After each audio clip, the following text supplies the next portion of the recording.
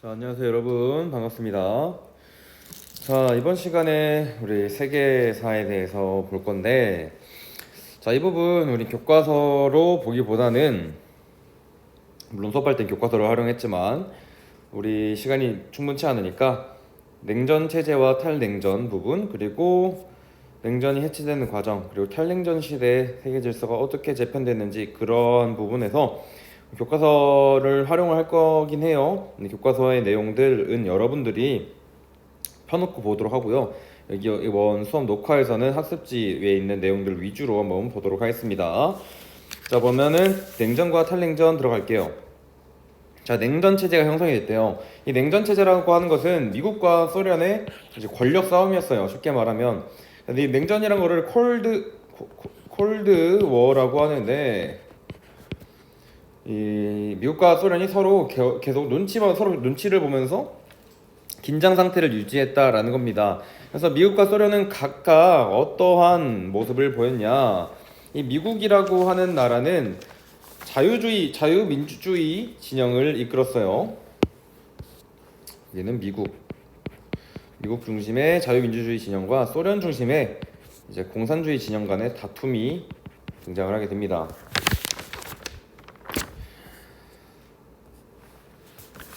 자, 그래서 이 두 국가들이 다툼을 하게 되는데, 각각 어떠한 정책들을 시행을 했는지 살펴봐야겠죠. 이 자유민주주의 진영은 누가 이끌었다고요?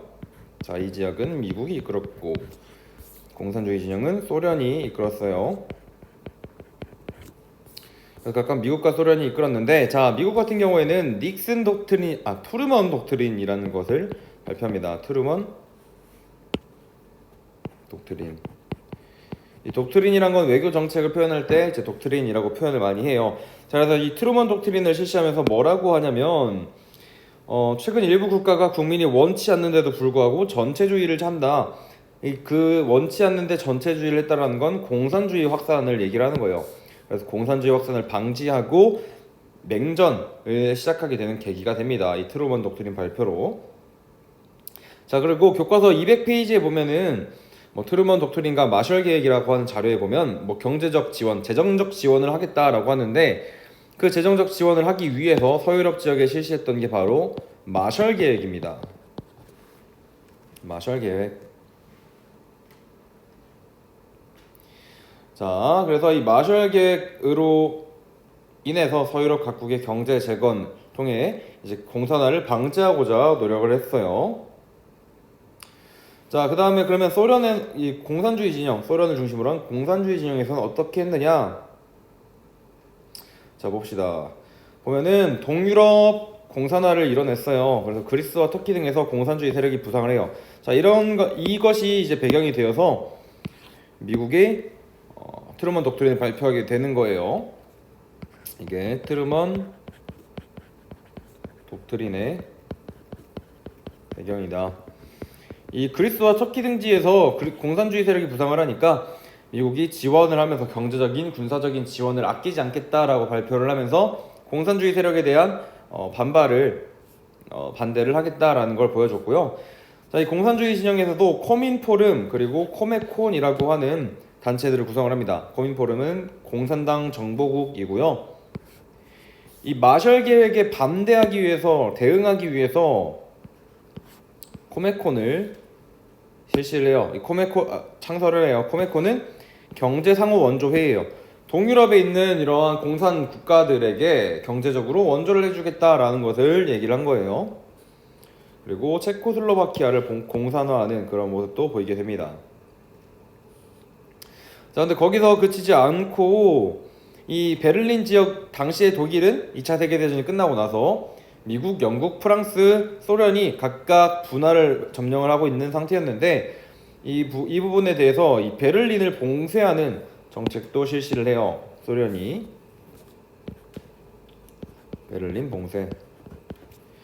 당시에 베를린을 봉쇄했던 이유는 이 서베를린 지역에 있었던 미국, 영국, 프랑스가 독일 내 관할 구역을 하나의 경제 단위로 통합하려는 모습을 보였어요. 그러니까 이 공산당이 있는 지역만 빼고 본인들이 경제 통합을 이루려고 시도를 했습니다. 자, 그러니까 이 베를린을 봉쇄해 버린 거예요, 소련이.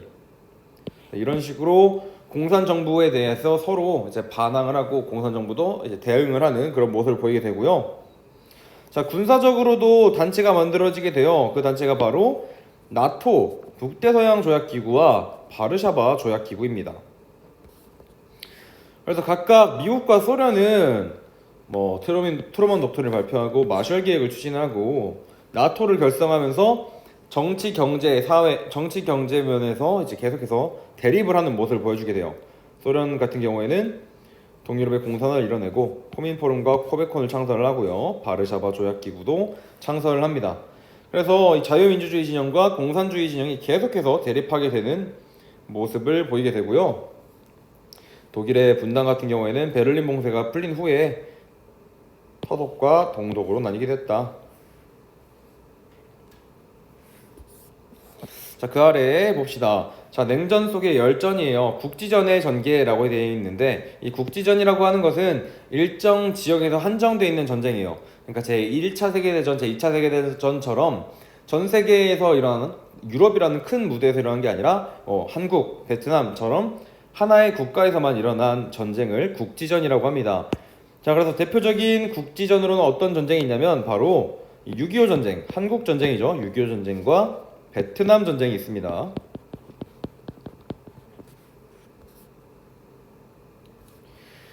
이 6.25 전쟁 같은 경우에는 이 남침으로 인해서 시작이 되었죠. 그래서 당시에 이 소련과 미국을 대표로 한 이제 유엔 평화군이 이제 오면서 한반도에서 전쟁을 하게 되는데 이런 6.25 전쟁의 결과로는 어떤 게 있냐? 6.25 전쟁의 결과로는 미국과 일본 그리고 한국이 동아시아 지역에서 동맹 체계를 강화했다 라는 결과를 갖게 돼요. 그래서 6.25 전쟁에서는 굉장히 많은 사람들이 죽고 다쳤지만 어쨌든 6.25 전쟁이 끝나고 난 후에 이제 한미일의 동아시아 지역 동맹 체제가 강화되게 되는 결과를 낳게 되었고요. 자, 베트남 전쟁 같은 경우에는 제네바 협정 이후에 분단이 됩니다. 이게 배경이에요, 배경. 이게 베트남 전쟁의 배경. 당시에 디엠비엠프라는 곳에서 이 베트남군이 프랑스군을 몰아냈는데 그 이후에 제네바 협정을 맺으면서 이제 북베트남과 남베트남으로 나뉘게 돼요. 각각 공산당과 친미정권으로 나뉘어서 이제 만들어지게 되는데 이 두 정부는 서로 이념이 달랐기 때문에 전쟁을 하게 됩니다. 그래서 이때 미국이 직접적으로 참여를 하고요. 소련은 직접 참전하지 않았어요. 뒤에서 그냥 물자만 공급해주는 식으로 했고 미국은 직접 참전을 했는데 전쟁의 장기화에 따른 부담으로 미군이 철수를 하게 되고요. 북베트남이 승리를 하고 베트남에는 공산정부가 들어서게 됩니다. 그리고 뭐 베를린 장벽이 설치되고 미국과 소련의 군비 경쟁으로 인해서 쿠바 미사일 위기와 같은 크나큰 사건도 일어나요. 이때 막 제3차 세계대전이 터진다 만다 뭐 이런 말도 있었어요. 전 세계가 뭐 망한다 뭐 이런 내용이 나올 정도로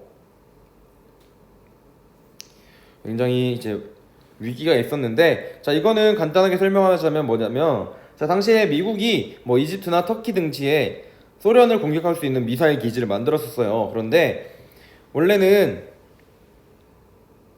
이제 소련이 미국을 공격할 수 있는 지역이 없었어요. 당시에 소련에서 이 혁명이 일어나서 공산 정부가 세워지게 됩니다. 뭐 체게바라와 같은 사람들이 등장을 하면서 공산 정부가 세워지게 되는데 이때 당시에 소련이 쿠바에 미사일 기지를 건설하겠다라고 하니까 미국과 소련이 그거를 가지고 싸우게 된 거예요.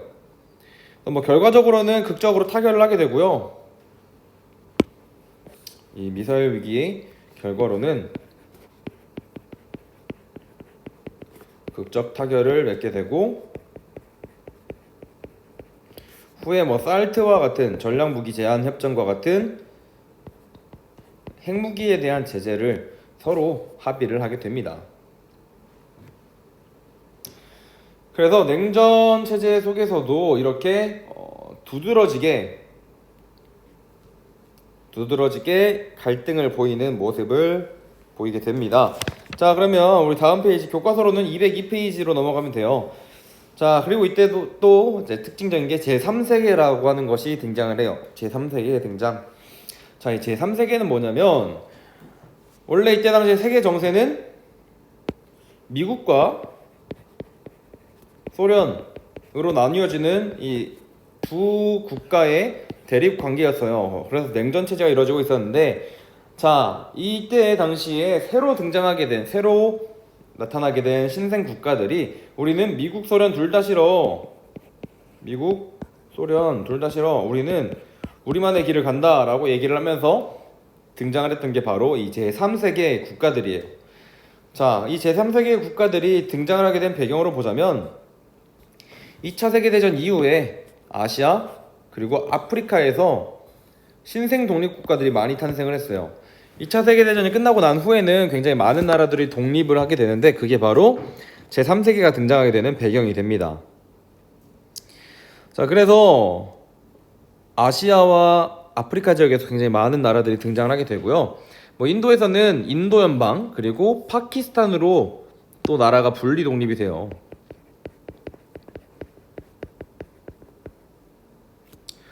동남아시아에서도 뭐 인도네시아와 필리핀이 독립을 하고요. 아프리카에서는 아프리카해라고 이 1960년대에만 17개 나라가 독립을 하고 알제리도 독립을 합니다.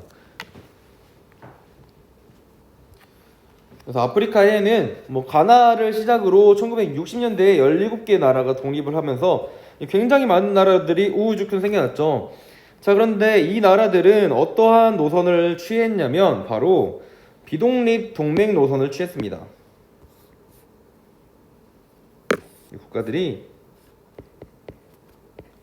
비동맹 중립주의 노선을 추구했어요.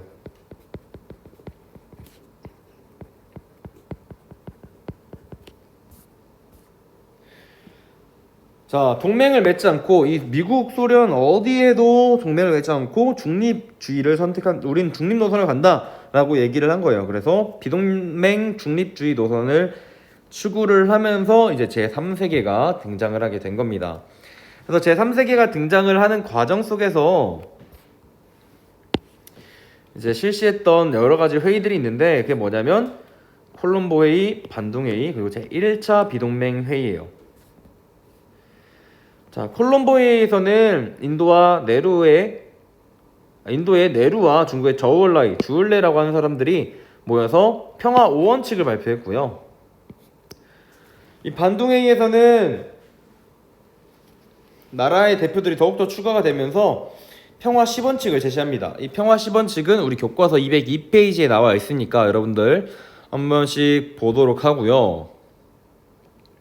그 반둥회의의 평화 10원칙의 내용을 보면 뭐 인권을 중요시하고 강대국에 유리한 집단 안보 체제를 배제한다. 그러니까 미국과 소련 중심의 이런 안보 체제를 배제한다라는 거예요. 무력 침략과 위협을 부정한다. 이런 내용들이 담겨져 있습니다.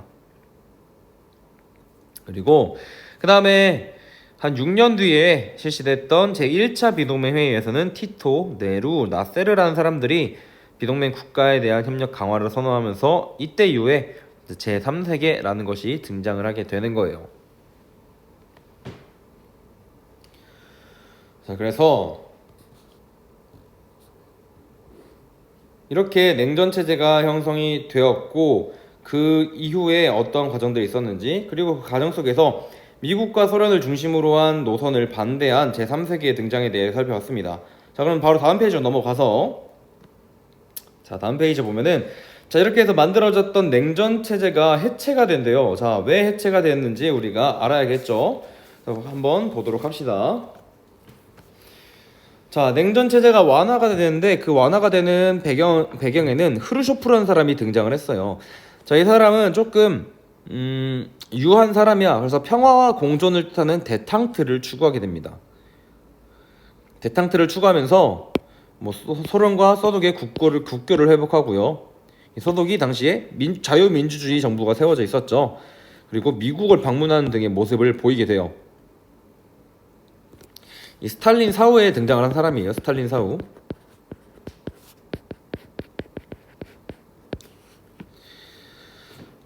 자, 그리고 미국에서도 당시에 닉슨이란 사람이 닉슨 독트린을 발표를 해요. 닉슨 독트린.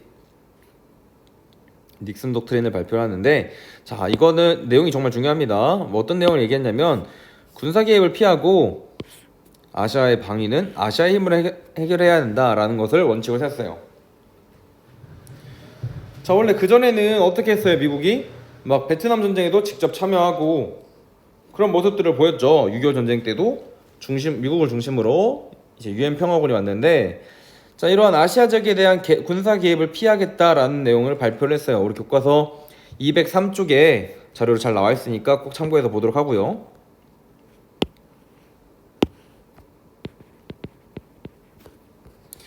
그리고 뭐 미소의 전략 무기 제한 협정 체결, 뭐 살트와 같은 것들을 체결했습니다. 우리 아까 봤던 내용이죠. 그리고 닉슨이 중국을 방문하고 베트남 전쟁에서 미군이 철수하고 미국과 중국의 국교가 정상화되는 그런 모습을 보이게 됩니다. 자, 이렇게 소련과 미국이 각각 노력을 했어요. 이런 노력들을 통해서 냉전이 완화되는 모습을 보였는데, 자, 그런데 그런 과정 속에서도 뭐 미국에서 나타난 메카시 열풍이라든지 동독의 베를린 장벽 건설, 쿠바 미사일 위기와 같은 위기들도 등장을 했습니다. 이 메카시 열풍이란 건 뭐냐면, 쉽게 말해서 당시에 소련과 미국이 이 완화되는 분위기로 가니까 당시에 미국의 국회의원이었던 이 메카시라는 사람이 이런 평화를 주장하는 사람들은 다 빨갱이다 라고 얘기를 하면서 비판을 한 거예요. 그런데 그런 식으로 이제 공산주의자들이다라고 몰아가면서 공산주의 반공을 외쳤던 것들이 바로 이 메카시 열풍이고요.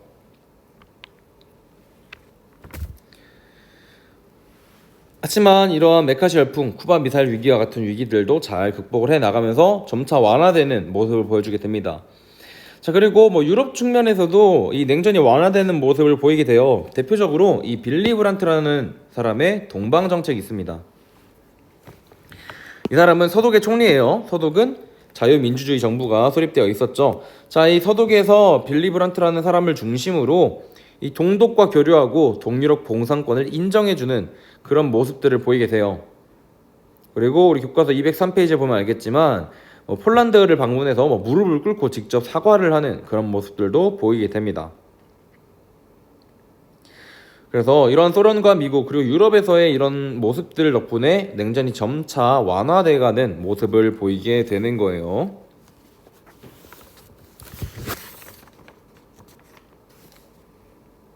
그리고 그 아래 보면은 헝가리와 체코슬로바키아에서 소련 반대 봉기가 나왔다. 이런 내용도 있는데, 이거는 이제 반소련 움직임이 나타나고 있다.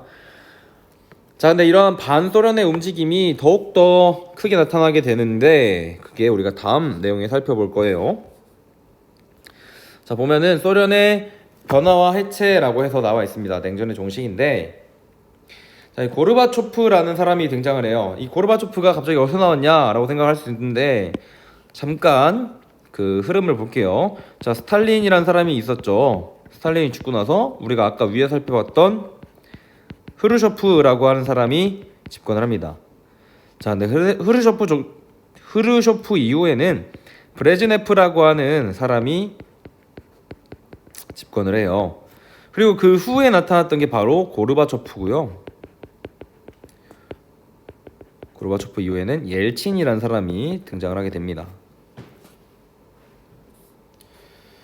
그래서 이 흐름을 염두에 두고 같이 보도록 합시다. 자, 이 고르바초프가 정책을 실시하는데 어떠한 정책을 했냐면 이 개혁과 개방 정책을 하게 돼요. 각각 페레스트로이카, 글라스노스트라고 불러요. 자, 고르바초프 때 이런 정책을 실시했던 이유는 뭐냐면, 자, 우리 아까 위에 살펴봤던 이 사람 있죠. 브레즈네프가 흐르쇼프 때 살짝 실시했던 그러한 개방적인, 개혁적인 측면들, 냉전의 완화되는 측면들을 굉장히 반대했어요. 그래서 동유럽 국가들을 굉장히 쥐어잡는 그런 모습들을 보이게 되는데, 자, 고르바초프는 그러한 브레즈네프의 정책과 정반대되는 모습을 실시를 하게 됩니다. 자, 그러면서 페레스트로이카 그리고 글라스노스트를 실시하게 돼요. 그래서 각각이 뭘 뜻하냐면, 이 페레스트로이카 개혁은 정치적인 개혁을 뜻해요. 그래서 정치 민주화를 표방하고요. 개방 측면에서는 시장 경제를 도입하는, 그러니까 자본주의 시장을 어느 정도 받아들이는 그런 모습을 보이게 됩니다. 이런 것들이 바로 고르바초프의 개혁 개방 정책인데, 자, 이러한 고르바초프의 개혁 개방 정책에 더불어서 대외적으로도 어떠한 정책을 하냐면, 자, 미국 및 서방 국가들과 관계를 개선하고요. 언론 통제를 완화해요. 그리고 동유럽 국가들에 대한 불간섭을 선언합니다.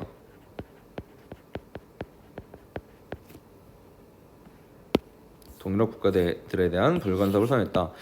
아까 쌤이 이제 브레즈네프라는 사람은 동유럽을 굉장히 쥐어잡았다 그랬죠. 뭐 쥐잡듯이 잡았단 말이야. 자, 그런데 이 고르바초프 때는 이 동유럽 공산 국가들에 대한 불간섭을 선언을 해요. 아, 간섭하지 않겠다. 너네 나라 일은 너네가 알아서 해라 라는 식으로 선언을 하죠. 자, 그러면서 이제 동유럽 국가들이 굉장히 많이 공산권이 붕괴가 되게 됩니다. 그건 우리가 이따가 뒤에서 살펴볼 내용이고요. 자, 이런 고르바초프의 정책 이후에 이 옐친이라는 사람이 등장하게 되는데, 이 사람은 더 나갔어. 어떻게 더 나갔냐? 자, 당시에 권력을 장악한 후에 독립국가연합을 출범시키면서 공식적으로 소련을 해체하게 됩니다. 이때 공식적으로 소련이 해체되게 돼요. 우리 교과서 204페이지에 있는 자료 3번을 보면 소련의 해체라 그래서 굉장히 많은 나라들이 나와 있죠. 뭐 키르기스탄, 타지키스탄, 우즈베키스탄, 투르크메니스탄 뭐 등등등. 자, 이런 나라들이 이제 독립을 하게 된 거예요. 그리고 본인이 스스로 대통령이 당선이 된 후에는 사회주의 경제체제를 포기하고 자본주의 시장 경제체제로 전환을 하게 되는 모습을 보이게 됩니다. 자, 그러니까 이 소련이라고 하는 나라는 굉장히 급격하게 해체가 됐어요. 이 고르바초프와 옐친에 의해서 완전히 해체되는 모습을 보이게 돼요. 사실 고르바초프는 이 소련이라고 하는 나라를 완전히 해체할 생각이 있었는지 없었는지 모르겠지만, 어쨌든 고르바초프의 이러한 개혁과 개방 정책 이후에 옐친이 소련을 해체하게 되면서 이 소련은 그냥 러시아로 남게 됩니다. 자, 이러한 시대적 상황과 더불어서 일어났던 게 바로 독일의 통일, 그리고 동유럽 공산권의 붕괴예요.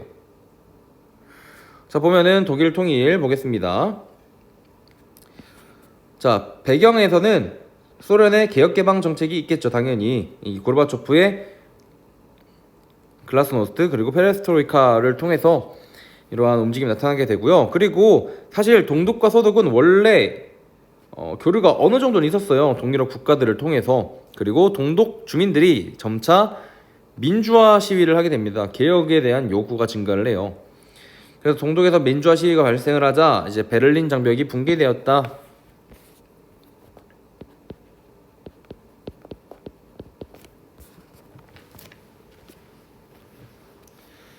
자, 독일이 통일되는 과정은 굉장히 독특해요.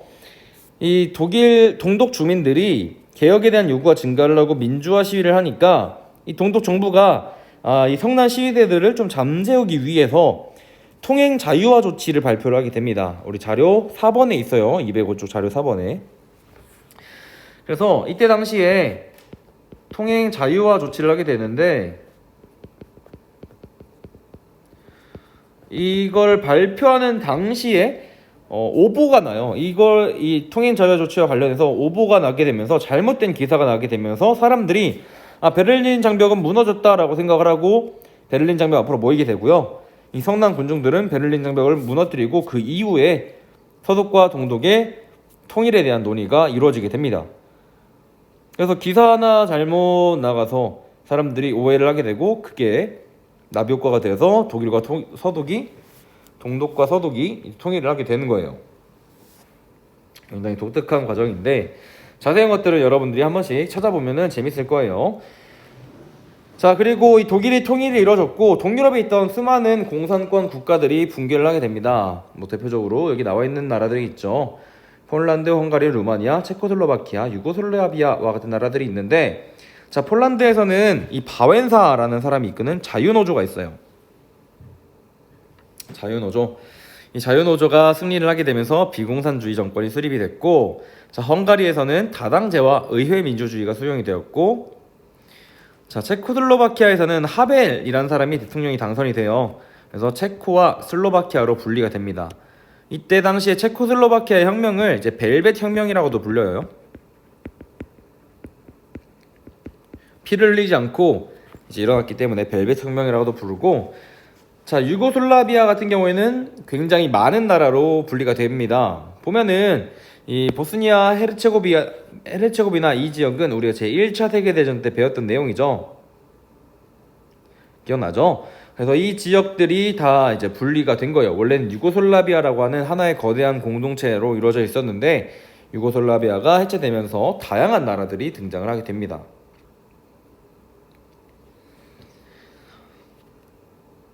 자, 그러면 우리 교과서 페이지로는 다음 페이지 206초로 넘어가서 중국에 대해서 볼게요. 자, 중국도 굉장히 많은 변화를 겪어왔어요. 자, 국공내전이 있었죠. 국민당과 공산당이 싸웠는데 여기서 누가 이겼어요? 공산당이 이겼죠. 자, 그래서 이 공산당을 중심으로 중화인민공화국이 수립이 됩니다. 중화인민공화국이 수립이 되고, 이렇게 수립된 중화인민공화국은 토지개혁과 산업의 국유화를 이뤄냈다. 이 공산당의 특징이죠. 자, 그리고 그 다음으로는 무엇을 하냐면 대약진 운동이라는 것을 실시해요. 대약진 운동.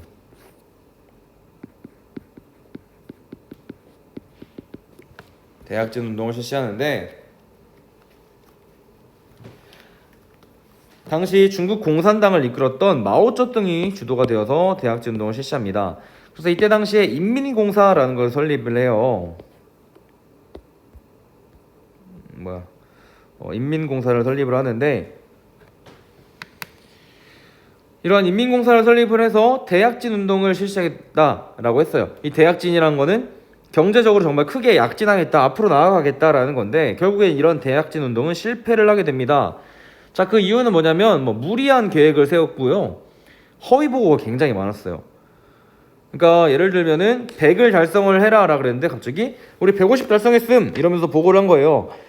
자, 그러니까 정부에서는 야, 그러면 다음에 200 해봐 이랬더니 또 거짓말로 이번엔 우리 250 달성했음 이런 식으로 보고를 하니까 이런 허위 보고들이 겹치게 되면서 이제 과도한 목표가 설정이 되고요. 그에 따라서 노동 의욕이 저하하고, 그리고 거기에 더해서 자연재해 등의 이유로 실패를 하게 됩니다. 이때 당시에 얼마나 터무니없는 목표를 잡았냐면, 당시 대약진 운동 때 이제 영국을 경제적으로 따라잡겠다라고 이제 했다고 하네요. 상당히 이제 비현실적인 목표를 세웠다. 영국이 아니라 독일입니다. 독일.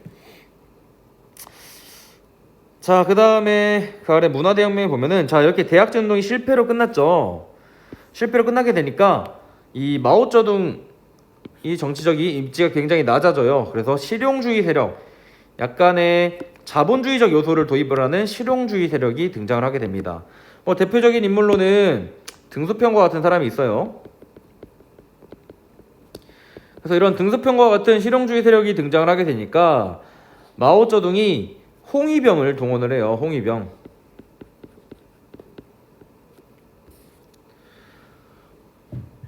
여기서 나오는 덩샤오핑이 등소평입니다.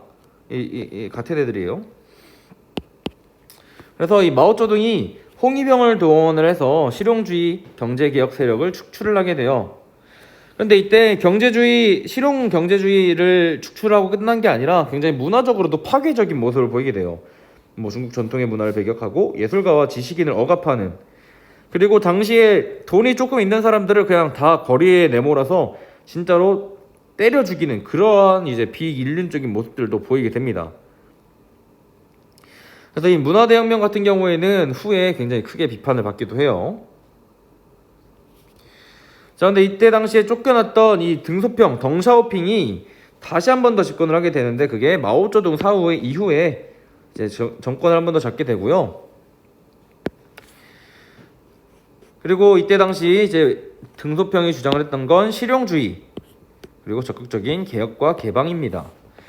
이 흑묘백묘로는 이제 덩샤오핑의 대표적인 이론인데, 검은 고양이든 흰 고양이든 쓸모가 있는 게 좋다라는 거예요.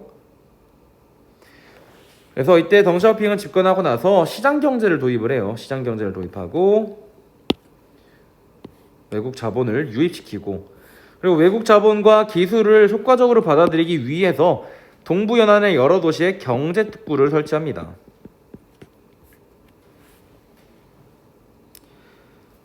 그 결과 이제 급격한 경제 성장을 이뤄냈고, 공산당원과 관료의 부패 문제를 심각하게 심각해졌다. 이때 급격한 경제 성장을 이루게 되지만 그 과정 속에서 공산당원 그리고 관리들의 이제 유착이 있게 돼서요. 부패가 굉장히 심해졌다라는 내용이고요. 자, 그 이후에는 이제 정치적 자유를 추구하면서 테난맨 사건, 이거는 이제 천안문 사건이에요. 천안문 사건. 천안문에서 학생과 지식인들이 정치적 자유를 요구하면서 시위를 일으켰어요. 근데 그 시위를 굉장히 강력하게 진압을 해버리죠. 그래서 정치적으로는 아직도 굉장히 폐쇄적인 모습을 보이고 있는 게 지금 중국의 모습입니다. 자, 그리고 그 이후에 이제 경제적으로는 근데 계획과 개방 정책을 계속해서 추구를 하고요. 중국의 위상이 크게 성장하고 홍콩과 마카오를 반환받는, 그리고 지금 1910년에는 국내 총생산에서 세계 2위를 차지하고 있는 그런 모습까지 보이게 됩니다.